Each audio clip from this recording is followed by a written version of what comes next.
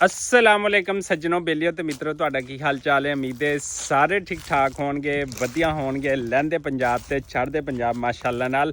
ते जनाब अगे वधन तो पहले साडे इस चैनल पंजाबी बबलू व्लॉग नूं लाइक सबसक्राइब ते शेयर कर दो वावा सारा। ते अज असीं गल्लां बातां करांगे चढ़दे पंजाब तो साडे कुछ मेहमान आए ने पंजाबी ट्रैवल कपल व्लॉग ते उन्हां नाल बहुत सारे मेहमान आए। उहदे नाल कैनेडा तो आस्ट्रेलिया तो यूके तो फ्रांस तो पंजाबी इंटरनेशनल कॉन्फ्रेंस वास्ते बहुत सारे लोग आए थे।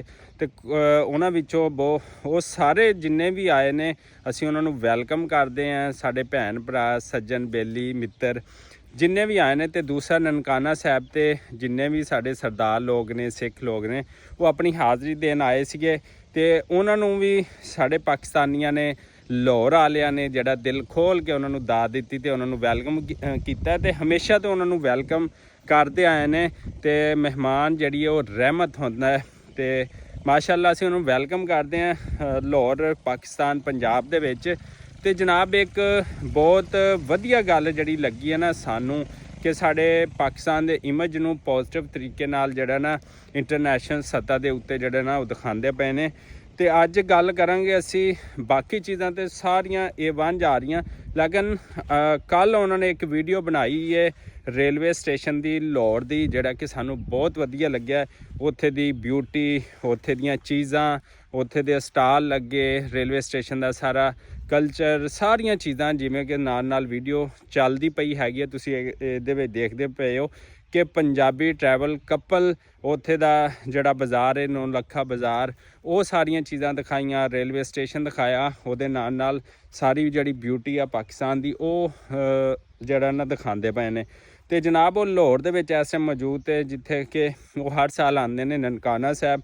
उत्थे हाज़री देने तो बाद फिर साढ़े पाकिस्तान दी जिन्नी भी ब्यूटी है जिन्नियां भी चीज़ां वा उन्होंने बड़े पॉजिटिव तरीके नाल जिहड़ा ना वो दिखांदे पे ने। जिहड़ा कि साढ़े पाकिस्तान दे लोगां वास्ते, पंजाब दे लोगां वास्ते ते पूरे पाकिस्तान वास्ते जिहड़ी ये बड़ी एक खुश आयन जिहड़ी गल हैगी ते बड़ा वधिया गल हैगी आ। ते सानू बहुत वधिया लग्या ते असीं उन्हां दा शुक्रिया अदा करदे आं पंजाबी ट्रैवल कपल व्लॉग दा कि साढ़े पाकिस्तान दी जिन्नी भी ब्यूटी उन्होंने दिखांदे पे ने। ते रेलवे स्टेशन स्पैशली दिखाया है, बाज़ार दिखांदे पे ने।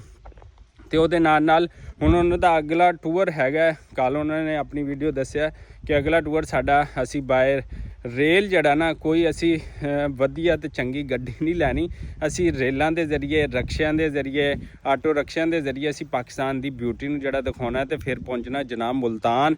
इंशाअल्लाह जे साडी उन्हां नाल मुलाकात हुई तो तुहानूं मज़ीद गल्लां बातां जिहड़ियां होणगियां साडियां ते असी वो शेयर करांगे। ते सानू बड़ा वधिया लग्या है। ते स्पैशली वीडियो पंजाबी जिहड़ा ट्रैवलिंग व्लॉग वाले ने कपल है उन्हां दे नाल जिहड़ी फैमिली है वो अपनी स्पैशली फैमिली नूं लैके आ रहे ते पाकिस्तान दी ब्यूटी नूं जिहड़ा दिखांदे पे। ते ब्यूटी भी फिर देखो ना साडे लहंदे पंजाब दी जिहड़ी ब्यूटी है माशाअल्लाह वो कैसी जिहड़ी है ज़बरदस्त हैगी आ। ते सारियां नैचुरली चीज़ां भी वो दिखा रहे ने। पंजाबी ट्रैवल कपल व्लॉग नूं जिहड़ा ना असी इत्थे अपने जिहड़ा पंजाब लहंदा पंजाब दा आखिरी सूबा रिंजार खान ते तहसील खानपुर दे विच भी जिहड़ा असीं उन्हां नूं वैलकम करांगे कि वो ज़रूर इत्थे आन ते असीं उन्हां नूं अपना खूबसूरत है जिहड़ा पिंड हैगा जिहड़े वो इंडिया बह के देखदे ने। ते असीं उन्हां नूं इत्थे लहंदे पंजाब दे कुछ पिंड भी जिहड़े ना उन्हां नूं विखाईए। ते इसे दुआ और उम्मीद दे नाल कि जिथे रहो खुश रहो आबाद रहो ते सानूं सपोर्ट करदे रहो। सानूं दिओ इजाज़त, अल्लाह निगहबान।